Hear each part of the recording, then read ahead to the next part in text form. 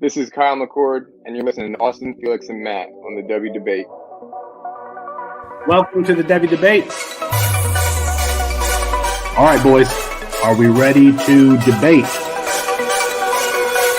Austin, you tweeted something, girl. You tweeted your running back ranking. Explain yourself. Boy, that escalated quickly. I mean, that really got out of hand fast. You jumped up and That's Austin Nace. Who is going to be that guy? And for me, Bijan Robinson is still going to be that guy. Back to the ground with Robinson, who spins and then tries to bounce it. A stiff arm, another one as he rides it, keeps his balance. They're going to say he stepped out, but I'm Felix Sharp. I know you didn't think that we would get through this episode without mentioning the name one Zach F. Wilson. Screener draw. Oh, Wilson is going to uncourt for the end zone, and he drops it in beautifully. And it is his roommate Dax Milne on the touchdown. That's Matt Bruning. G. Scott Jr. Obviously, I waxed poetic about him on the last episode, so I won't do that again here. And it's Thomas Fields on the carry. Watch out! Justin Fields. Hello, Columbus. 51 yards. Bruning, are you ready to go head-to-head with me? I am. Got to get my popcorn out here. Hold on. Got to continue. I got it. Kyle McCord is going to end up winning the job. He's going to be rated higher. Well, I'm not nearly as passionate about what I'm about to talk about. Our apologies to Kirk Street. We ran out of time. We'll get them rescheduled soon. And for Matt Bruning and Austin Nace, I'm Felix Sharp. Good night and good luck.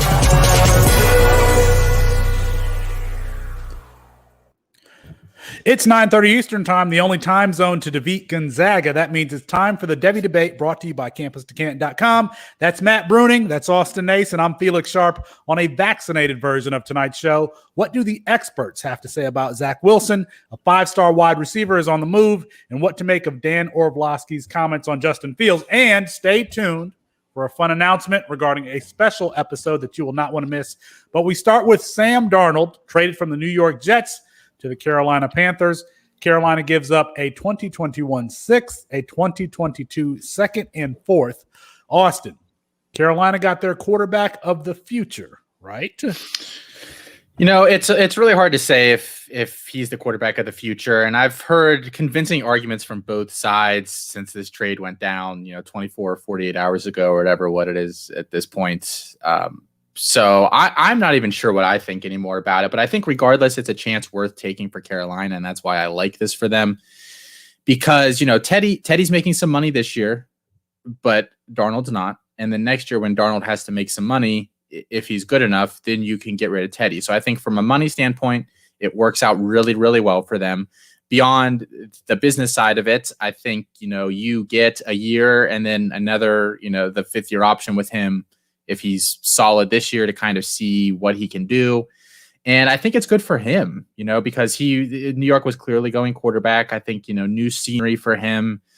He's still young. He's like 23 years old. So I mean, there's a lot of quarterbacks that are just coming out of college at 23 or, just got done with their rookie year.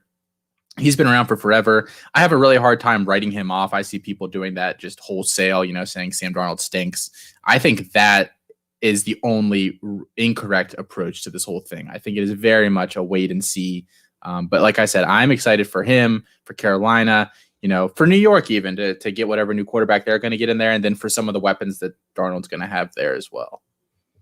The thing I was struggling with is maybe this means that Carolina was in the market for a quarterback. There's no question that they wanted to upgrade at quarterback. It looks like they couldn't trade up to number 4. And that makes sense given that Atlanta has that spot and Atlanta's not going to trade within the division. I have to believe that Carolina looked into trading up and just they weren't able to. And so you see at least one of the domino effects of that San Francisco trade is Carolina making a move for Sam Darnold. looks like they believe that they can't get a quarterback at number 8 there, the current pick that they have. They didn't have to give up a first for Sam Darnold, which I have to believe is a good move. I just wonder if we're ever going to see Matt Rule paired with the like his first choice at quarterback. Matt, do you like this move for Christian McCaffrey, DJ Moore, Robbie Anderson, etc.? There's a lot of fantasy value on that Carolina team. I do, because I think that offense revolves more around Joe Brady than it really does the quarterback. The way he schemes plays for all those guys, I have no doubt that Sam Darnold will go in there and be at least as good as Teddy Bridgewater, if possibly not a little bit better. So I don't think it really affects any of those guys. We've already seen Sam Darnold and Robbie Anderson had pretty good chemistry when they were with together at the New York Jets. I mean, I don't doubt DJ Moore's talent. You are losing Curtis Samuel, which I think just allows Christian McCaffrey to shine even more. Now, I think that's why we saw Samuel step up a little bit. Obviously, having a guy like Joe Brady there helped out, but then seeing Christian McCaffrey go down, they were able to use Curtis Samuel a lot more in the short area receiving game. So I think all three of them are going to be really good with Sam Darnold. I think it's a great move for both sides. We've seen flashes of Sam Darnold, and I hate to throw it all on just one person and it being Adam Gase, but we've seen all of these players leave underneath Adam Gase and produce, and I've just seen enough flashes out of Sam Darnold to believe that there's something there, and I trust Joe Brady and what Matt Rule have done in their short time there at Carolina to possibly turn Sam Darnold around. Speaking of flashes, does anybody remember Sam Darnold's first game? Anybody remember that? Who was it against? Sam Darnold, first game against Detroit. That was his first pass. His first game against Detroit, he had that pick six his first pass. After that, he goes 16 for 21, 76.19% completion percentage, 2 touchdowns in a 48-17 win in Detroit on Monday Night Football. I knew before that Matt Patricia wasn't the dude, but when you come out getting smoked by rookie Sam Darnold and the Jets at home on Monday Night Football, and you're supposed to be this they put up 50 points on Detroit in that game. Didn't they almost make the playoffs that year, though? Detroit? With the Lions? No. Yeah, didn't they finish 8-8 that year? That's not almost making the playoff. I don't know. I don't remember. Matt's a Browns fan. His opinion on that is skewed. Exactly. Holy shit. Yeah, I mean, come on, Bruning, is DJ Moore a wide receiver 1 with Sam Darnold at the helm? No, he didn't finish as a wide receiver 1 last year. He actually finished, I don't even think he finished as a wide receiver 2. He finished as wide receiver 25 last year, if I'm remembering correctly. Curtis Samuel and Robbie Anderson both finished ahead of him, so I don't believe so, no. I think he's a high end 2, but at best, but no, I don't think he's wide receiver 1.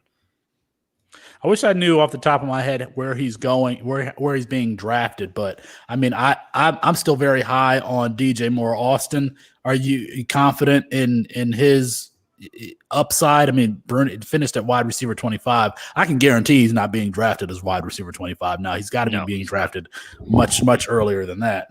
Well, I can just tell you from experience, I am in the middle of a C2C startup right now, and we're doing the NFL side first this week. I took DJ Moore in the 5th round as my wide receiver 1 of this draft, and I'm just trying to quickly count up how many wide receivers went before him. 1, 2, 3, 4, 5, 6, 7, 8, 9, 10, 11, 12, 13. So he was the wide receiver 14 in this draft. I think that's pretty fair. Just looking at some of the guys that went ahead of him, I'm not sure I would have taken him above any of them. So I don't quite value him as a wide receiver 1. I think he's a really good player, but I think, as per usual, yes, and I made it myself, Kevin. There's a lot of talk about Austin's shirt on Twitter right now. I'm sorry that I'm just trying to brighten, what we have going on here. Yeah.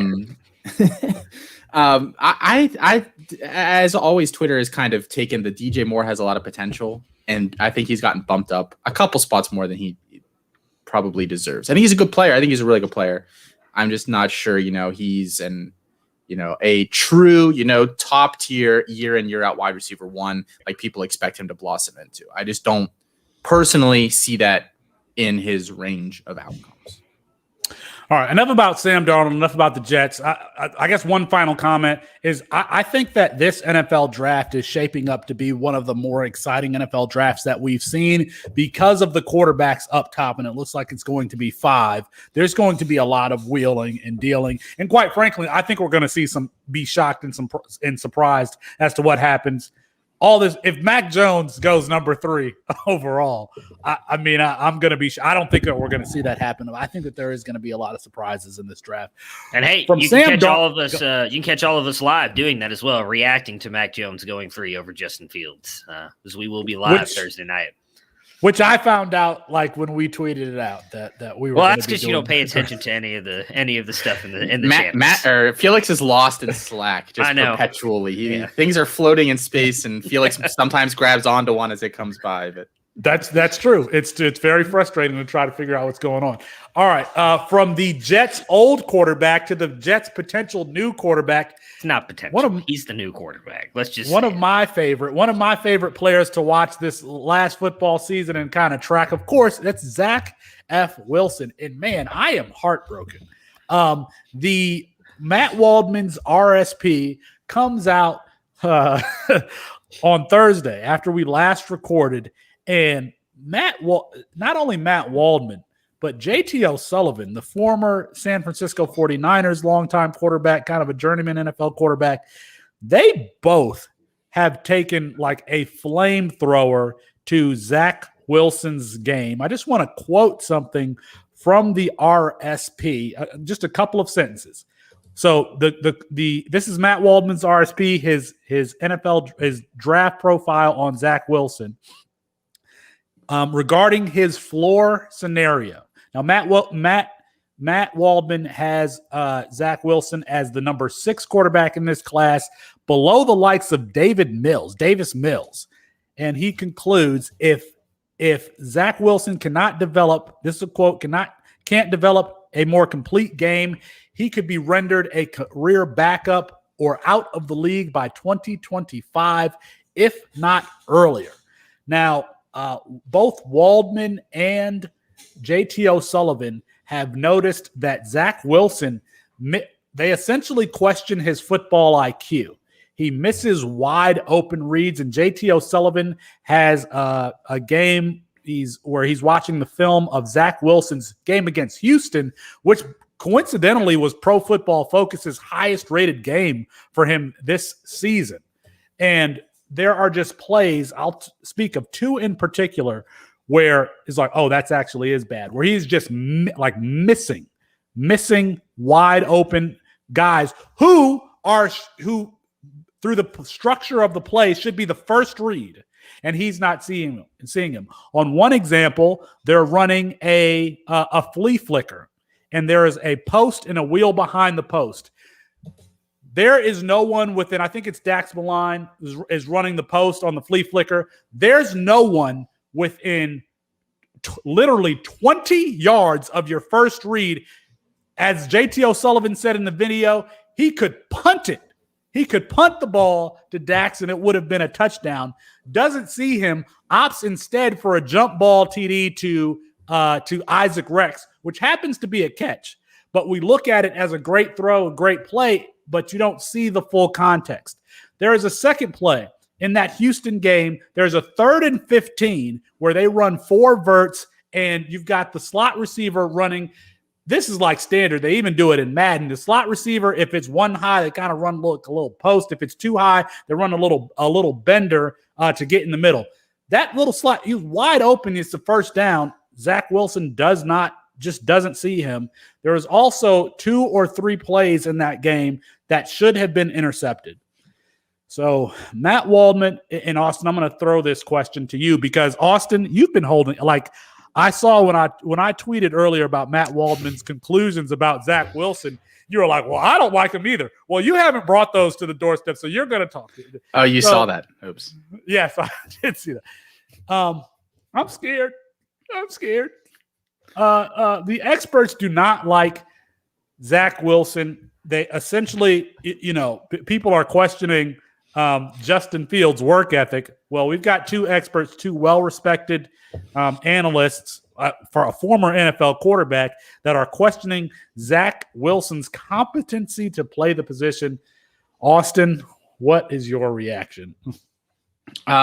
So my big thing with Zach Wilson, and it's always been my big thing with Zach Wilson, and I'm not on the level of analyst as JT O'Sullivan or Matt Waldman or any of these guys, so I can't go as in depth as those guys do. But my big thing with Zach Wilson is I do think he is a true gunslinger. Like, I remember there's those stories of Brett Favre when he came into the NFL. He's like in his 5th year, and someone was trying to ask him like what a nickel defense was or something, and he was like didn't know what it was. Like a true gunslinger. And I just really question whether that can actually work in today's NFL, where everything has become so, everything is focused now. And these guys come into college, like if these guys coming out of high school have done more, between the camp circuits and the 7-on-7s and all this stuff that they're doing 24/7, they're probably more, ready mentally than a lot of guys were, 20 to 30 years ago coming from college to the NFL. It's just a different game. The expectations are different. It's so much more cerebral. You have to be an athlete and a thinker. You can't just go out there and chuck it around. And I just watched Zach Wilson, and I've watched him, and I think I've been consistent in saying this, and I think I even asked the question on the show once before. I am not sure that a true gunslinger can work in today's NFL, because I can't think of a single true gunslinger that is in the NFL today. You can point to a Patrick Mahomes. He can do a lot of cool stuff, but it's within a system and it's intelligence. Like there is purpose behind everything he's doing. He's not backyard footballing it out there like I think Zach Wilson is quite often. And that for me has been the big question. Can he rein that into a point where I no longer look at him and just say he's a gunslinger?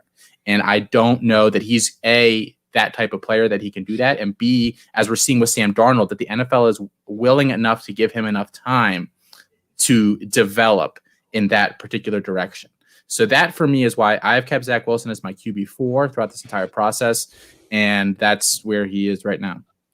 So the one thing I want to say with Austin just mentioned with Mahomes is, even if you want to say Mahomes is a gunslinger, can we all admit that Zach Wilson is not on his level? Like that's the one thing that I hate. And I have not liked, I think I like Zach Wilson more than Austin, but obviously not as much as Felix. So I feel like as much as we like to go back and forth about like the Wilson Fields debate, like realistically, like I know you don't have an issue with Justin Fields. You like Justin Fields as a prospect, even though you like to give him a lot of crap. Same thing with me with Zach Wilson. He's not on that level, though, and I agree with what Austin said, and I've said that before. The backyard football thing's not going to work in the NFL. It's just not. We've not seen it work with anybody but 2 players that I've seen. Now, I have not watched football. I don't have the memory that, like, you two have sometimes. I've seen out of Aaron Rodgers and Patrick Mahomes, and that's it. I have not seen it succeed for anyone else, really. We saw it did not work that well for Kyler Murray this year, and he was trying to do that a lot. And something that JT Sullivan pointed out that I've brought up, and Felix, you were kind of mentioning it there when you were watching the videos, because I watched some of it today after you sent it to me, was that was always my biggest concern with him, not the missing wide open players. I didn't even notice that until he pointed it out on there, and that was hilarious, seeing the dude just sitting there wide open, nobody near him, and he could have punted it to him. But he makes too many risky throws, which I think is what Austin's pointing to with the gunslinger thing, like throwing into double, triple coverage, which was great. The guys caught it, but that's not going to work on the NFL level. And that's something that JT Sullivan says in the videos too, is that stuff, your DB is going to intercept that on the NFL level. And that's what I've been saying. Like, he's got a phenomenal arm, but he makes throws that I don't think will succeed on the NFL level. I can't overstate how many quotes in Waldman's review that just hurt, like really hurt me to my just hurt. Like Waldman, I think if I remember correctly, if I recall, doesn't even believe he's a first or second round draft worthy of a first or second round draft pick. And it really hurts when you have 2 analysts who they're not, JT O'Sullivan and Matt Waldman aren't reading each other's work. They're coming to the same conclusions regarding a player. So, I mean, I'm going to move Zach Wilson down to quarterback 3. He did not tell us he was going to do that pre-show. Let's go, Justin Fields. Man, I would have worn my nice tie-dye shirt tonight if I knew you were going to say that. Man. I had it ready. I was just waiting. Here we go. I'm sending it to your house, Felix. I'm not even keeping it anymore. Let's go. Here's the good news for anyone who is a Jets fan or anyone who's a fan of Zach Wilson. Waldman concludes that the only saving grace for Zach Wilson is if he is in a wide zone scheme, play action scheme. It just so happens that is exactly the type of scheme that the Jets will be running, or the obviously the 49ers will be running if he falls to the 49ers at number 3 overall. That is the saving grace for Zach Wilson. I do want to just read this one, I think, last quote on Zach Wilson from Waldman's RSP. This is a quote regarding whether you should draft Wilson in rookie drafts. Waldman says, quote, "I'm not recommending you draft Wilson. It's best to trade out of the spot if you know someone who's enamored with him because he's not worthy of a top 30 selection in fantasy drafts, and he'll be taken among the top 24 options." I don't know if he's meaning rookie drafts or like start. I don't know. All I know is that hurts. It hurts me right here in my chest to basically say that Zach Wilson shouldn't be taken in the top 24. We'll see. I obviously would feel more comfortable about his development if he was with a Kyle Shanahan as opposed to Kyle Shanahan's protege in I think it's LaFleur who's running Mike LaFleur who's running the Jets offense. And just to throw this out there, I suspected that things were going to sour a little bit on Zach Wilson the further we got in the draft season, especially once the talk became that he was solidified as that second pick. Because I think, Trevor Lawrence is basically immune from the criticism at this point. I think we've, whether we think that should be or not, that's just flat out what's going on. So I figured we kind of move on to target number 2. And after they were done with Justin Fields, I figured they were coming for Zach Wilson. I actually moved him in a Devy league last 10 days ago or so. I traded him for Jahmyr Gibbs and some auction dollars. We do like Jahmyr Gibbs and some auction dollars, because I think a year from now, you're going to be lucky to get that for him. Yes. I moved Zach I'm Wilson. not gonna lie. I'm not gonna lie that I haven't thought about moving him, but you not getting a quarterback in return.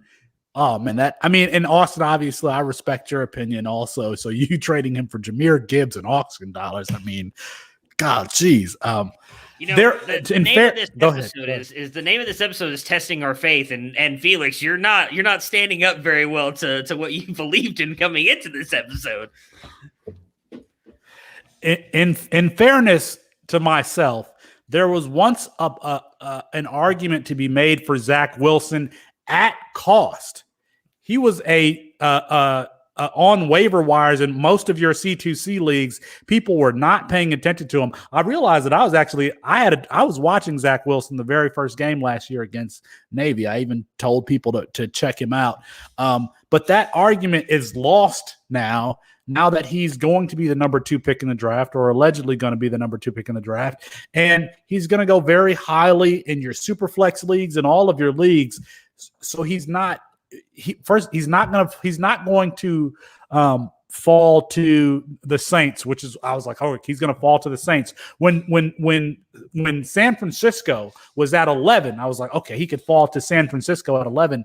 That doesn't appear to be the case unless the Jets shock us and take Justin Fields at number 2.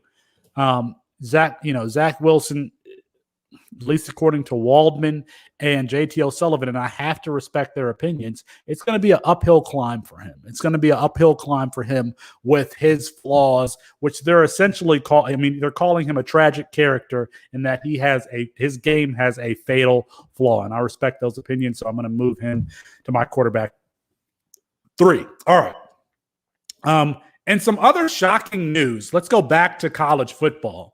Bruning, and you had this, Bruning, you've got the inside scoop there. You mentioned this to us before it became public news. G. Scott, the 5-star wide receiver at Ohio State, I believe he was the number 10 receiver in the class overall, if I'm correct. a player who I really like. We have argued about G. Scott and whether or not he was ever going to play wide receiver for Ohio State or if he was going to transfer, made the joke that he was going to transfer. He's now switching to tight end.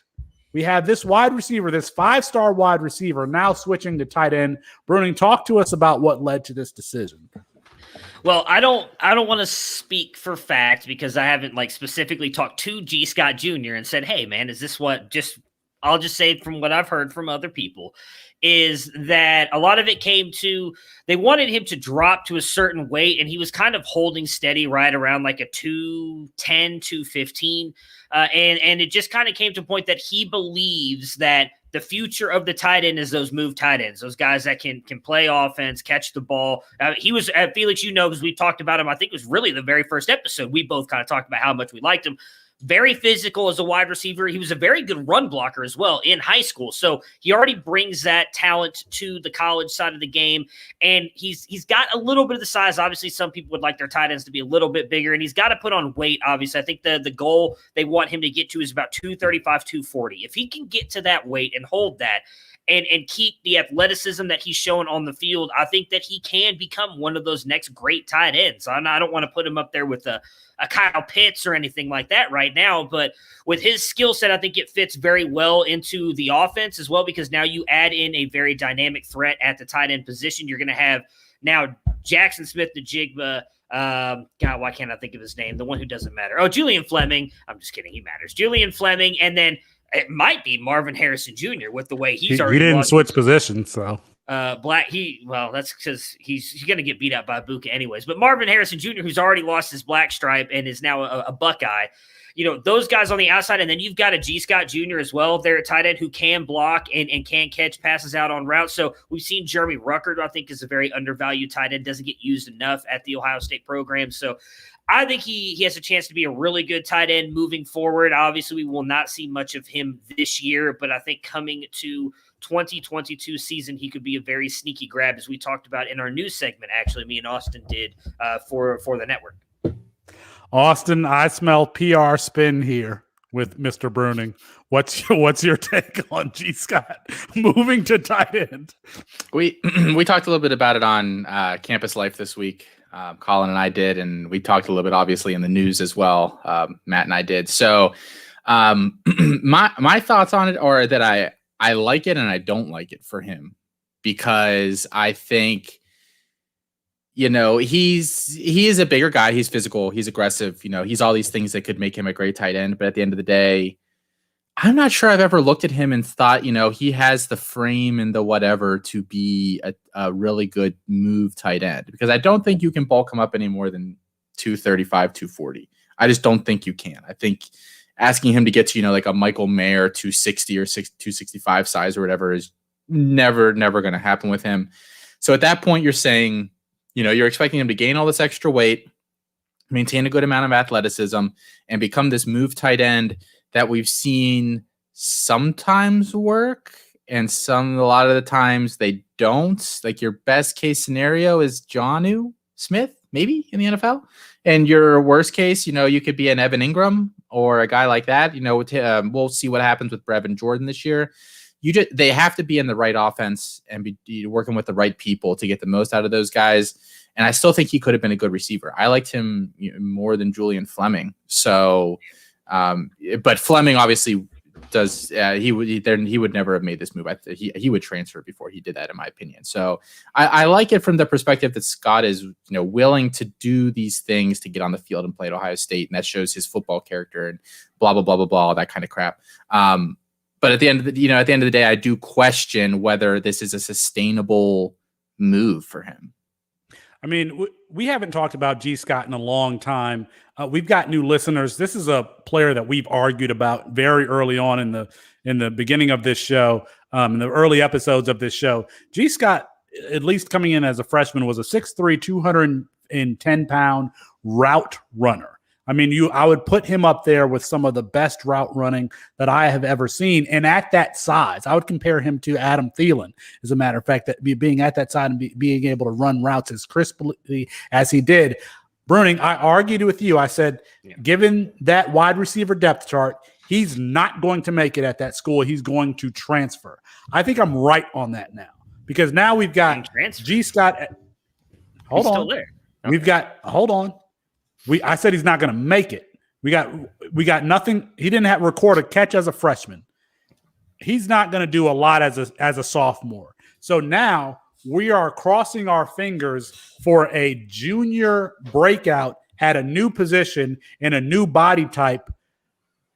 I mean, if I've got G. Scott in leagues and people don't have this news that he's going to be a tight end, I'm trying to move him because I just don't see it working out for him. I just don't. And I would rather him have transferred or not have gone to Ohio State in the first place. I am very pro player on this program. Get the bag. G. Scott ain't gonna get the bag.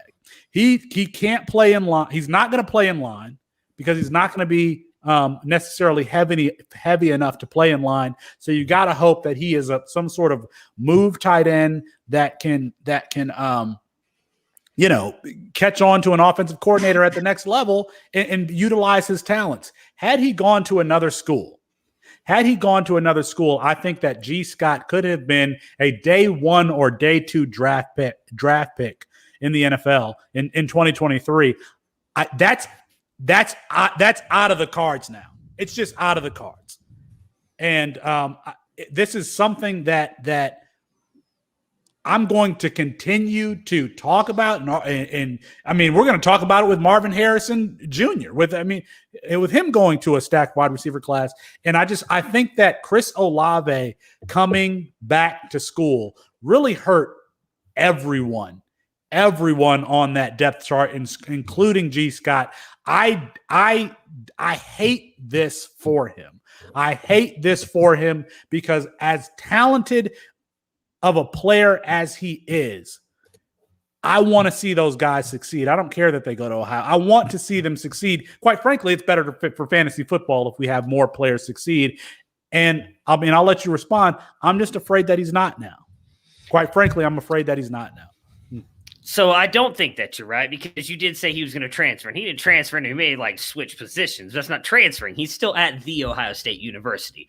That being said, I know that you know him because we've talked about him before. His father, G. Scott Sr., and you know his connection with the Seattle Seahawks and how smart he is around the game and everything else. There goes my mouse, so hopefully I don't click anything or hit anything. The one thing I will say is you said you're very pro player. He was the one that wanted to do this.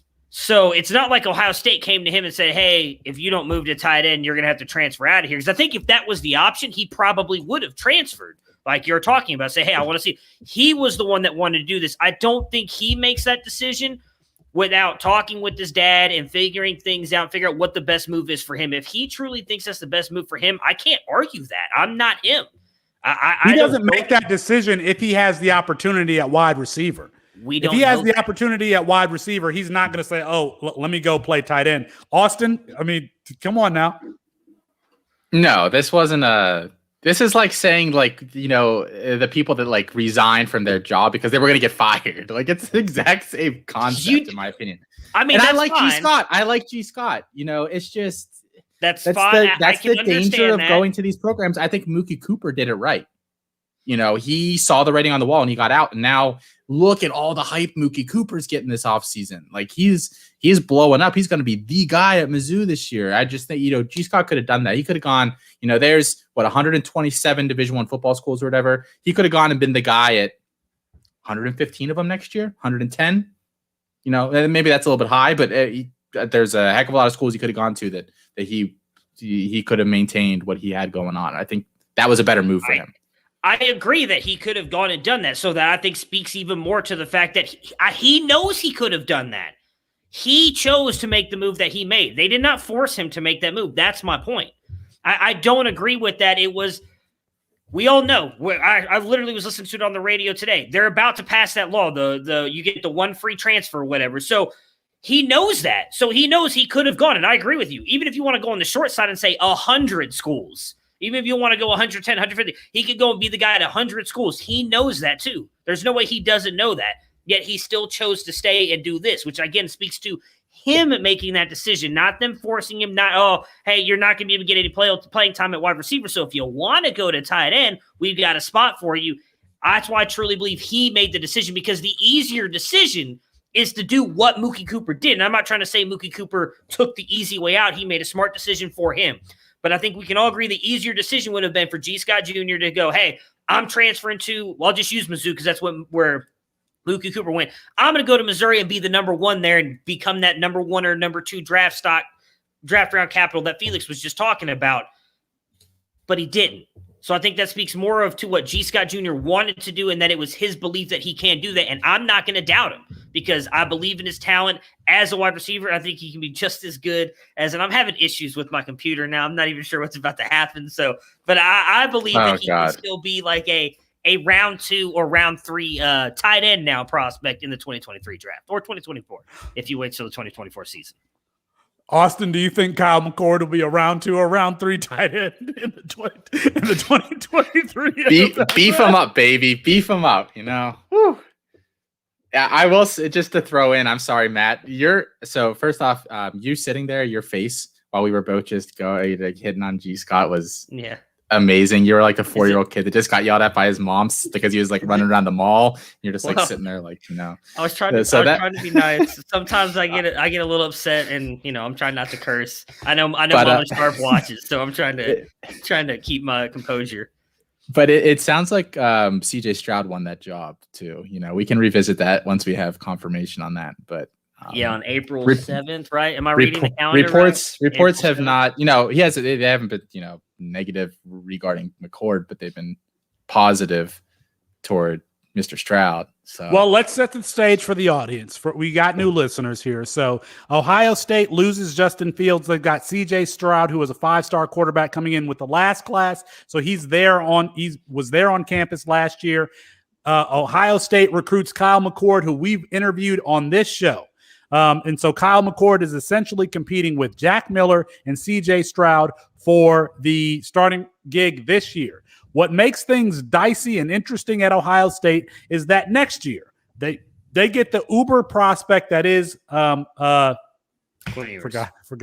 Quinn Ewers. Quinn Ewers, who is the best thing since sliced bread, but legitimately a very good quarterback prospect. So this spring, whoever wins that job, it's a position battle that's going to have a domino effect. We're talking about Kyle McCord. I have said on this show, I don't think that he will ever start a football game for Ohio State.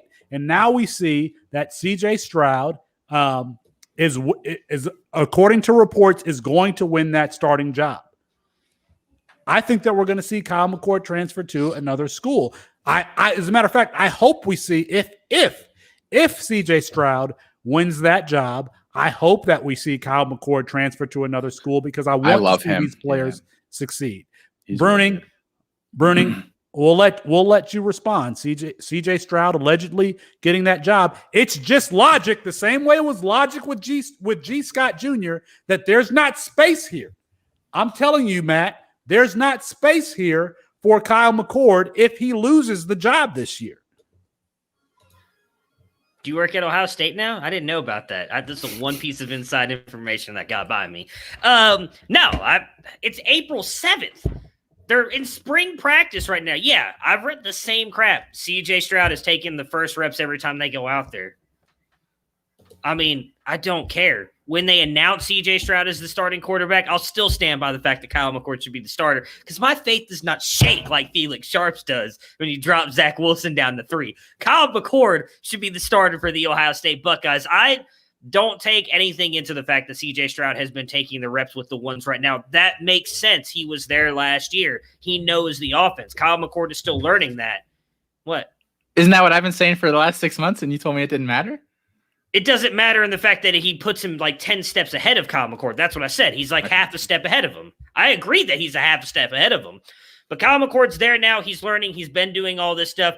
We're not going to know anything, in my opinion, until we get through the fall stuff. So, no, I'm not taking it. Now, if we get to fall and they're doing their fall camp and everything, and all of a sudden CJ Stroud's taking literally every single snap with the ones, I'm still going to say the same thing, but I may not believe it as much as I believe it right now. But I don't take anything away from it right now, if I'm being honest. Bruning, I'm going to point this out to you. You are taking the side of the university over the player. And I am sitting here saying what's in the best interest of the player. Okay? And don't get me wrong. Don't get me wrong.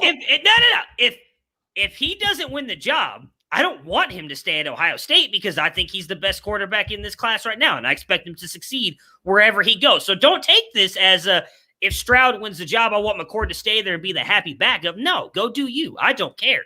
You want him to transfer to tight end too? You want him to switch to tight end too? You know what? Kyle McCord to be a tight end? I will say this live. We're recording. You guys can timestamp this at 4/7/2021, 9/17 Central Time, because that's really the time that God created. It's the only time that really matters. There you go, Du Bois. There you go, Kevin Coleman. I was going to say this. I would buy a team up North Jersey if he transferred there. I would do it. That's how much I believe in him as a prospect and how much I like him. I do not care where he goes. I would be a fan. I would still be a fan. I don't care. It does not matter to me. I would not stay either. If he does, I'm not going to say anything about it either. But I would not sit there and be like, oh, do right by Ohio State and stay at Ohio State because you're the backup. No, do whatever's best for you. You know, we said that there were 110 or 115 or whatever schools that G. Scott could go to and be the guy. If McCord transferred, we are assuming there's 127 teams. There's 120, that he could go to and be the guy. Like he's. I mean, yeah. So I think he's better than JJ McCarthy. I agree. Well, it's a story we're going to track. Bruning, you're going to end up being wrong on both G. Scott and Kyle McCord, and we're going to see once we get to the fall next year. All right.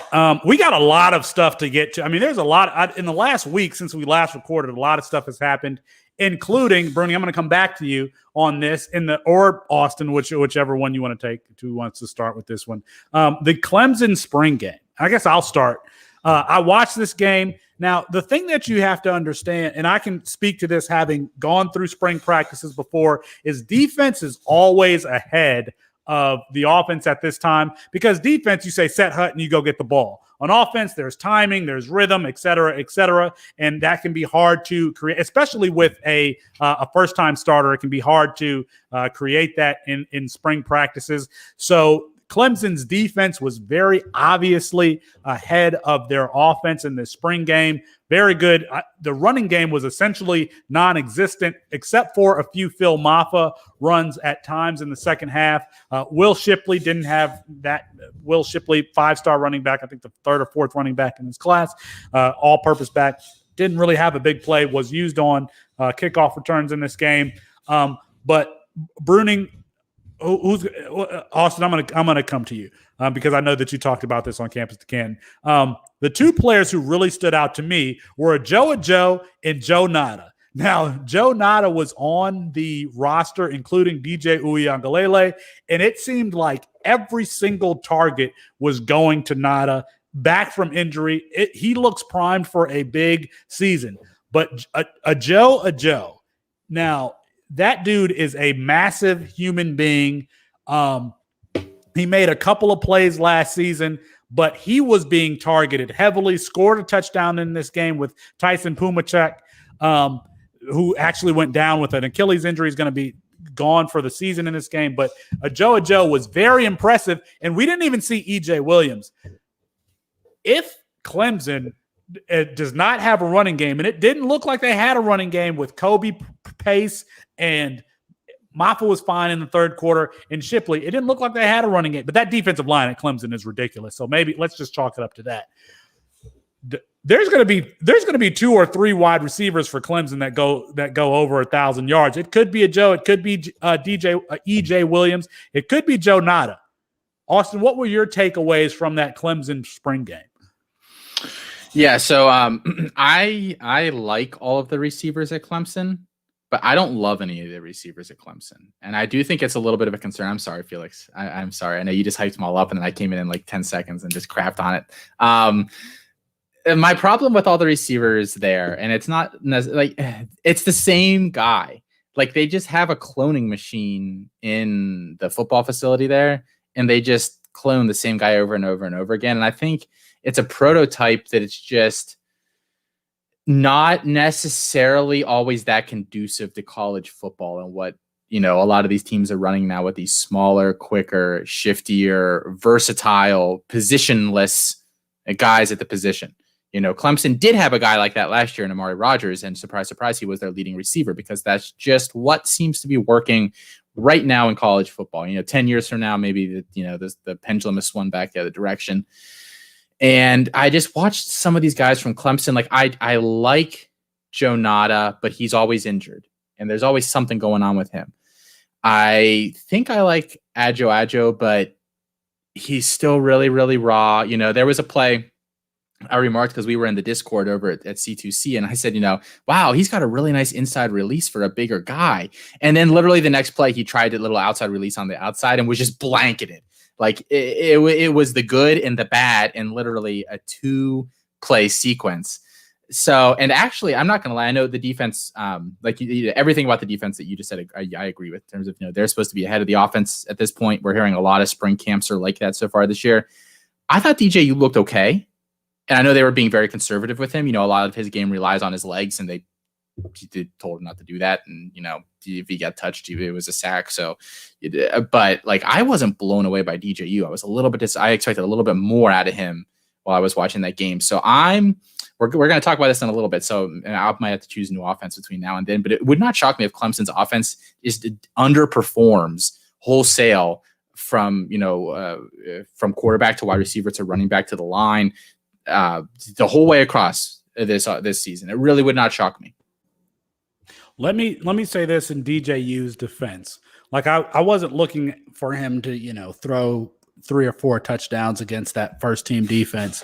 What I was looking for is the skill set and the traits that we've actually saw last year. And he's such an easy thrower to the opposite hash. He's such an absolutely easy thrower to the opposite hash. His arm is strong enough that he can take something off the ball when he's throwing to the opposite hash to make it easier on the wide receivers because his arm is just strong enough. I mean, usually you see quarterbacks, they really have to rip it when they're making those throws. He doesn't because his arm is strong enough. And that's something that just stood out in that game. And yes, you're right. He was just okay. It wasn't a great performance statistically, but that Clemson defense is really damn good. And I know we talk a lot about offense on this show because it's the Devy debate. But damn it, watch out for Brian Brzee. Brian Brzee is the next J.J. Watt in 2023. He is the next J.J. Watt. Can play inside, can play outside. He just wrecks havoc. And then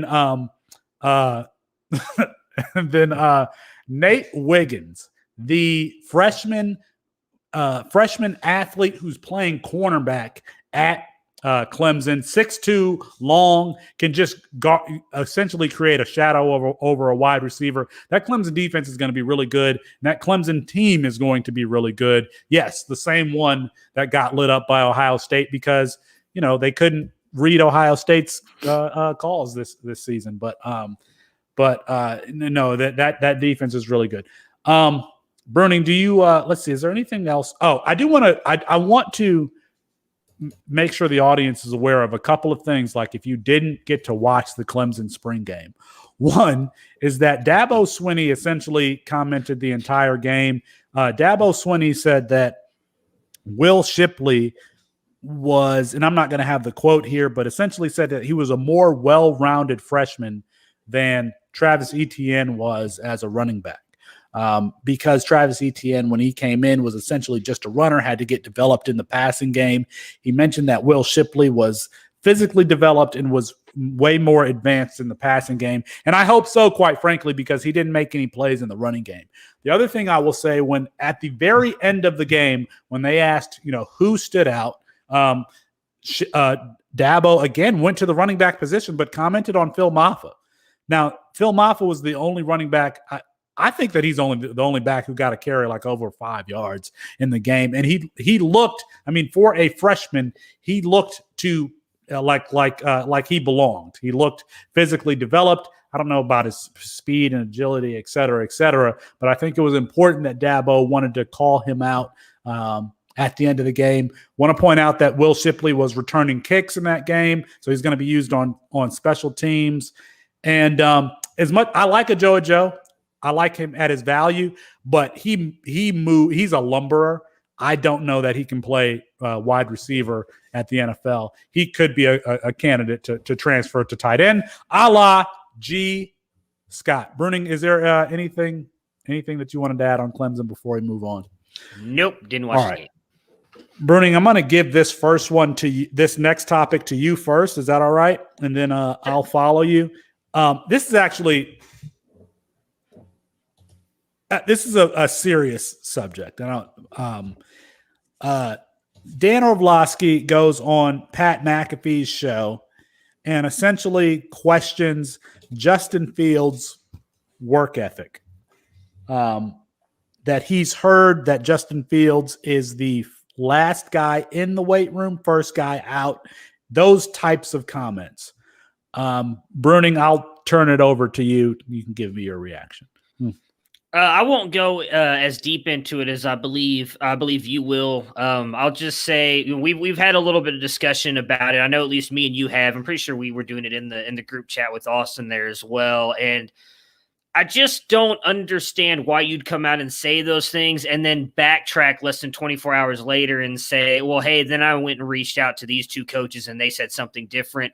Why didn't you do that ahead of time? Why is it that they're so hell-bent on, like, I don't want to say destroying, because they're not going to destroy Justin Fields' career, but like just putting out all these bad things on these prospects that I just don't think is true. And I hate to go this route, but me and you talked about it, and it's, I mentioned this to you when me and you talked personally about this, was it's uncomfortable for me to say this because I'll just be honest. If you're not watching, I'm a white male.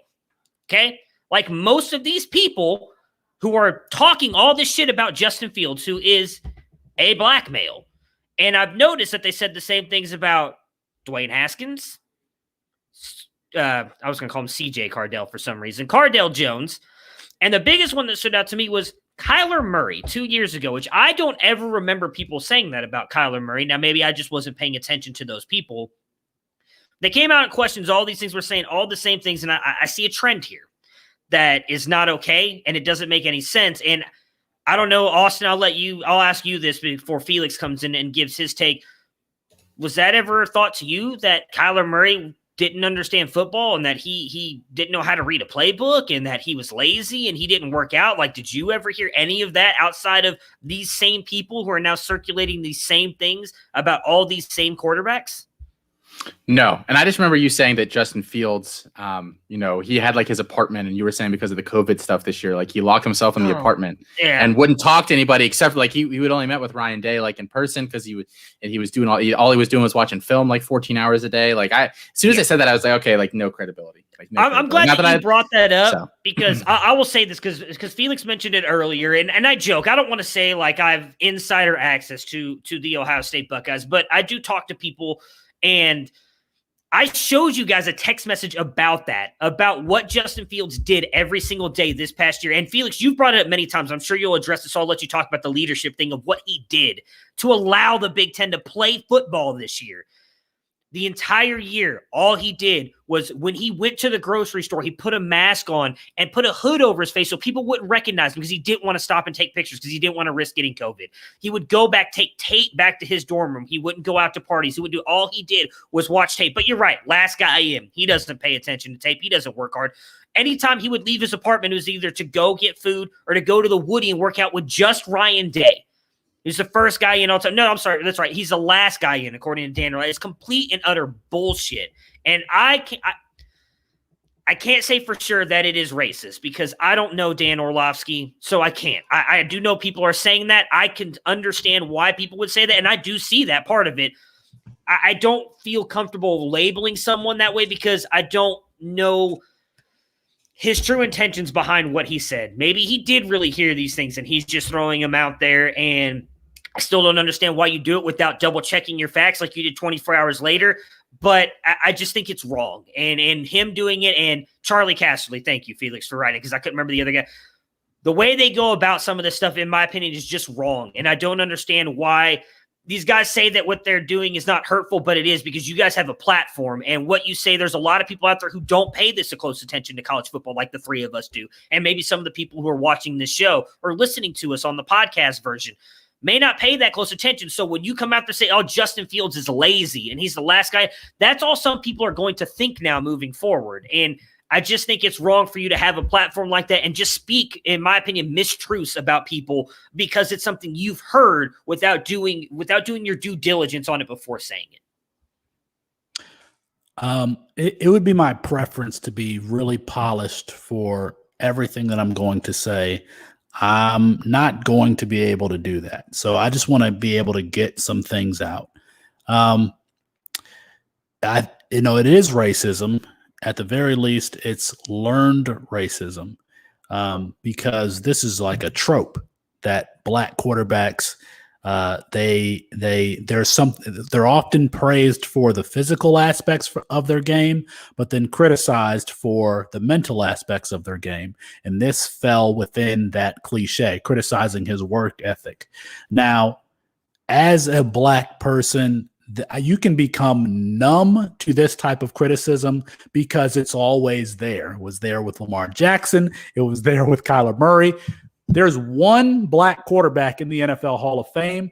That's Warren Moon, who couldn't even begin his career in the NFL because he allegedly couldn't play the quarterback position. Okay? And so let me get all that out. I think so first of all, anytime that there's a black quarterback, you get that criticism and you're very numb to it. I wasn't numb to this one because it was so atrocious, so absurd of a criticism of Justin Fields. The one thing that you cannot question about Justin Fields, and I'm not saying I know him, but I've read enough about him. We followed him since he was a senior in high school on QB1.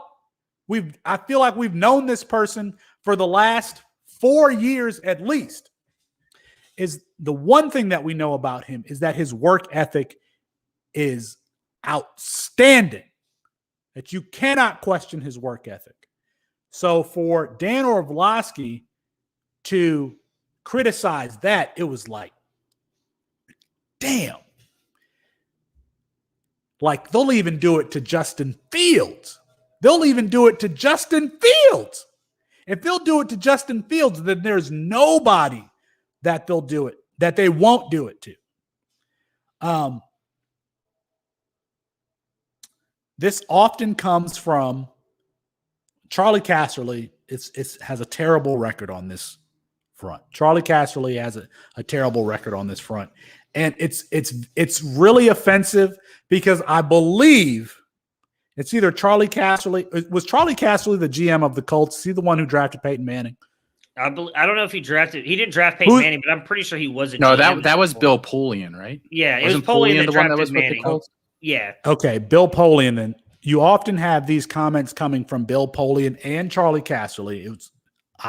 Sometimes they're one and the same to me. But let me go back to the point. It's really offensive because I think it was Polian that had Chad Kelly as the number one quarterback in that class whenever he came out of Ole Miss. We didn't hear anything about Chad Kelly having work ethic problems or, being the type of person that Chad Kelly was. Again, was the number one quarterback in that class, according to, I believe it was Bill Polian. You can just Google it, and Bill Polian, Chad Kelly, I believe he had him as the best quarterback in that class. So not accounting for the obvious mental issues in his game. So there's a problem that there's, at the very least, it's subconscious. Right? You could, like, if someone said something about Justin Fields' work ethic to me, and I was on that type of platform, it would go one ear and out the other, because I feel like I know that it doesn't comport with what I know about Justin Fields. So the other issue with Dan Orlovsky's comments is how lazy it was. It's how absolutely lazy it was on that platform. And quite frankly, his comments gave me a greater reverence for what I'm saying on Twitter about players, because it was complete nonsense. It was complete nonsense and laziness for him to repeat that. People in the media hear stuff about players all the time. They don't repeat all of them. They double check their sources, and Dan Orlovsky isn't. I mean, he probably fashions himself as just a quarterback and not a media person. But for him to repeat those comments was learned racism, one, or subconscious racism, and it was just absolutely lazy. And the thing that made it most offensive was the platform that he used to speak those comments. And so, again, I just have a greater respect for what I'm saying on Twitter myself after he said what he said. You are correct, by the way. Bill Polian did come out in 2017 and say that Kelly is the most talented quarterback in the 2017 class. He did address the off-field stuff, not anyway in the way that they're talking about Justin Fields, but he said he has baggage, so you have to get that out of the way immediately. Outside of that, he is the best quarterback talent in this NFL draft. Yeah. So, again, I wish I could give you more historical quotes on, how this has happened to black quarterbacks since there have been black quarterbacks, since they allowed black people to play the quarterback position. This has been the commentary on him. I wish I could give you that. I can't, and I feel bad that I'm not doing that. But I just want anybody who's listening to this, I want you to know that you may not know that that's a thing, and it absolutely is a thing. And you should just know that if they're going to, I mean the media, the collective, if they're going to say that about Justin Fields, then they will say that about any, it just doesn't matter whether it's meritorious or not. That criticism for black quarterbacks is going to come, because it's absolutely not warranted for Justin Fields. It's absolutely not warranted for Justin Fields. He transferred from Georgia and had Ohio State in the playoff in his first season as a starter. How can leadership be a problem for him? He got the NCAA to play college football. He was the face of that. And you're questioning his work ethic and his desire for the game? Trevor Lawrence wasn't the face of that. Justin Fields was the face of that.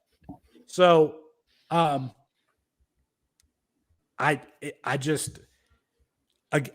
is the last thing I'm repeating things that I'm saying. I just want to repeat this one thing, is that you absolutely this type of thing, you become, I have become numb to it. But but to say something that is the polar opposite of what I know about Justin Fields, that made it that much more offensive. To hammer home even more what you just said there, that last part, him but being the leader there to bring the NCAA to allow the Big Ten to play, right? I think it's fair to say that he could have very easily opted out like everybody else and still would have been a round one draft talent. Do either one of you agree with that? And he just chose not to play. He still would have been a round one draft, and he still chose to play knowing all that. So I agree with you. And like I said, I apologize for that, because that's something that I never paid attention to until we started talking about it. Like, it just never really entered my mind that was a running narrative. And it is embarrassing to say the least.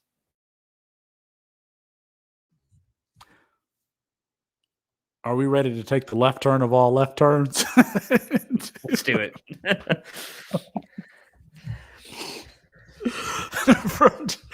From a serious racial discussion back to Devy fantasy football. Austin, what's an offense getting some hype for 2021 that we think falls flat this season? So I guess I kind of crapped on Clemson earlier, and I used up all my time on that. So I'll stay in the Carolinas though, and I'll say that UNC disappoints a little bit this year. I think that we are all projecting any offense, and this is a fairly decent bet. This isn't, I'm not saying anybody's foolish for doing what I'm about to say, but anytime you get a big time potential NFL quarterback on a college football team, you expect the offense to kind of follow suit. The football more and more becomes a quarterback driven thing. And so that's just kind of what we assume. So we have Sam Howell down at UNC, and they were a good offensive team last year. And so I think we're all assuming with Sam Howell getting another year under his belt there, that offense is going to continue to grow. I do not think that's the case. I'm not saying I think UNC is going to be a bad team this year, because I think they're going to have a solid defense, and their defense might carry them in some games this year. But the Tar Heels lose at wide receiver. They lose 2 of their 3 starters in Daz Newsome and De'Ami Brown, and they both accounted for roughly 50% of their receiver production between the 2 of them. And then you also lose your running back duo, both guys getting the majority of the snaps there, and Michael Carter and Javonte Williams. That's just a lot to have to replace in one offseason with guys that are very inexperienced. It sounds like right now at wide receiver, they're looking like it's going to be Josh Downs starting in the slot in the Daz Newsome role, which I think he's great. I think it would not shock me if he has a huge year this year. And then it sounds like De'Ami Brown's brother, Caffrey, is going to be playing his same position. He gives that explosive kind of level to an offense. So those guys might do okay, but I don't see the running backs being able to carry that offense like they did last year. And so I think UNC disappoints a little bit in that regard. Mine's going to go based purely on a quarterback that I think is getting overhyped a little bit, and I don't think he's going to be able to carry the offense, even though they have a ton of talent around them, and that's USC. I just don't think overall they've got obviously a ton of great talent at wide receiver, some interesting now moves at running back, bringing in Keontae Ingram, but I don't believe in Slovis being able to elevate that offense to the next level. So they're a team that, we mentioned on the last episode with Matt Jackson about possibly being a team that have 2 wide receivers go over 1,000 yards. I don't expect USC to even win the Pac-12, and I don't. Right, last year, based on metrics, I know they played 6 games, but they didn't finish anywhere in the top 25 in a lot of offensive categories. Even when you go based on like just a game basis, not even going overall with all the stuff put together. And I could see them finishing right around the same thing again this year. I don't believe in Slovis being able to raise the games of everybody around him. I think the easiest answer here is Alabama. You've got Steve Sarkisian leaving. You've got Bill O'Brien coming in. You got a new offensive coordinator, a worse offensive coordinator. You got a new quarterback. You've got a new offensive line. You've got skill everywhere. New starting positions all over the place at the critical positions. That said, it sounds like Bryce Young, absolutely lit it up on in their Saturday scrimmage. Throws 4 touchdowns. According to reports, 2 of those touchdowns came against the first team defense. So, and Javon Baker played well in that game. They've got, talk about Ohio State. Alabama's got 3 of the top 10 or 15 wide receivers, including my favorite freshman of all of this entire class in JoJo Earl, Guy Hall, and Ja'Cory Brooks. They've got a really diverse skill set there, but they're going to be young. So despite, what Bryce Young did at that scrimmage, I would still put Alabama up there because everything is going to be new. Speaking of Alabama, guys, are we ready to make the announcement? Go ahead. I guess I will go ahead and do it. Little graphic here as you're talking. Go ahead. Ladies and gentlemen, the Devy Debate crew is going to be calling the Alabama spring game on April 17th at 1 p.m. We're going to be calling the spring game with a Devy slant. So it's going to be us. You can turn on the game, turn down your volume, turn us on. We're going to be calling the spring game and tell you and give you, our perspective as Devy analysts. I think this is going to be a fun time. We've been practicing. We've done one run through. We're taking this seriously. We are going to call the game, the Alabama spring game, on April 17th. That's not this Saturday, but next Saturday at 1 p.m. The game's going to be on ESPN, and you get the three of us calling the game. I feel like that's a relatively big deal. I mean, that's going to be fun, right? I mean, that's good. I mean, you got me and Matt, who are the blowhards, and Austin's going to come in with the information. I mean, that's just like the show. So I'm really excited about it. I think this is going to be fun. And this is a practice run. It's going to be available to the public. We're going to do this during the regular season in 2021, and that may be available only to Campus to Canton subscribers. So join us on April 17th at 1 p.m. right here. We'll post a link. You'll be able to find it, and we are calling the Alabama spring game. I'm Tony Romo. Maybe, I don't know. The brooding is Jim Nance. Nah, I'm going to be Boomer. I'm going to be Berman. I'm just going to come in with these weird little sound effects and everything, and we'll let Austin be the civilized gentleman coming in with all the great stats and everything. Are we? I mean, we're suiting and booting for this one, right? Are we? Yeah, we are. Okay. Yeah, we are. Okay. I guess so. We are. I would also say use the term practice loosely. We've done some practiced. work, but we've practiced. Austin, how are you feeling about calling the game? I'm really, really excited. I want to do the John Madden. I got to get a telestrator app that I can get on whatever. So yeah, there you go. Draw phallic objects or whatever get a big else. whiteboard behind you and just do it. Yeah, just do it while you're doing it. No, I'm really looking forward to it. I think it's going to be a lot of fun, and I think this is something that for a Devy player, I just think it's it's interesting to hear the game from that perspective and less of a general audience perspective, because they are two generally very different things. Yeah. All right. We have gone a little long today because we had a lot to get to. We've got one more thing to get to, Austin. I'm going to come back to you with this. A freshman quarterback that we are really excited about is Tyler Buchner. Came from La Jolla, California. La Jolla, you know what? Now that I think about it, if it's a Spanish, that would be La Yaya. There would be no pronunciation of the L's. Anyway, Tyler Buchner, a player that we're excited about. I am telling you folks that he is a Lamar Jackson level athlete. I don't think that that's hyperbole. Excited about him going to Notre Dame. Well, he's running with the threes. Austin, talk to me about what we've seen from Tyler Buchner this spring. It's the worst, and I'm going to keep this short, but I know he is a big favorite of a lot of us over at C2C here. And I think, this story we knew, I was actually just re-listening. Someone sent me a really funny message about the time that I was on with Kevin Coleman. They referred to him as the guy with the beard and glasses, and they couldn't remember who he was. Someone DM'd me today on Twitter. So I was going back and rewatching that show, and we talked on that. That was over a month ago, or about a month ago, about how it was obvious that it was going to be Jack Tone and how Buchner was going to be sitting on the sidelines. I think the worst part is that he's running with the threes. He's not even running with the twos. And it just it begs the question, why, if you're an uber athletic offensive skill position guy, would you ever go to Notre Dame? Because you're not going to play immediately. And that's what college football is nowadays. It's unleash your athletes, and they just don't seem to get it. Brian Kelly doesn't get it. He'll never get it. That's why he's not a great coach. Nick Saban gets it. He's completely changed what Alabama's is in a 3 to 5 year span, and Brian Kelly just not capable. So please, Notre Dame, recruits, if you're out there, if you don't do that, just go somewhere else. There's plenty of other schools you can go to.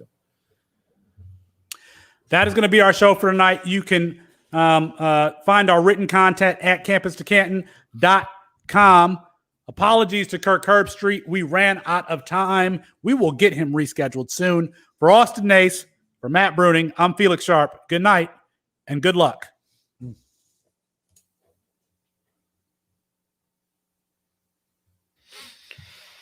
I don't think we need to do an after hours tonight, do we? No, it's late and Matt's not feeling well. And that's fine with me. I thought it was a good show, boys. I did too. It was a lot of fun. Yeah. For Good show. very little prep on everybody's part. I thought that was really good. I'm going to set out a promo for the thing. I'm going to do something informal. Oh, go ahead. Right now. Are you talking about for the game? Go. For the game. No, you type one up. I'll type one up. We'll retweet it and all that stuff. So we don't have to hang out tonight. So. All right. All right. Talk to you guys later. Good show. Later.